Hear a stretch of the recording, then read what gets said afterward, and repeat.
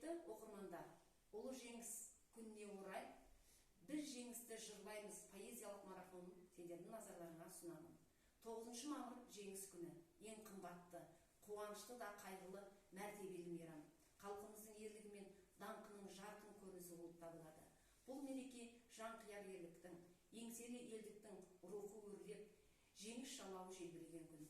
Бүгінгі тәуелсіздік тұғырының берік, еңсеміздің биік болуы, еліміздің өркендеуі мен елордамыздың гүлденуі осынау мерекенің жемісі. 1941-1945 жылдар аралығында Ұлы Отан соғысына 35 миллион адам, соның ішінде 1,5 миллион қазақстандық қатысты.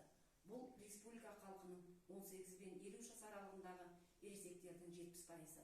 Ұрыстың алдыңғы шебінде Қазақстаннан жіберілген 23 бірлестік, 50 шақты полктер мен батальондар шайқасты. Қазақстандықтар Мәскеу мен Ленинградты жанын қия қорғап, Украина мен Беларусьті, Балтық маңы менен Молдавияны азат етуге атсалысты. Берлин шабуылына қатысты.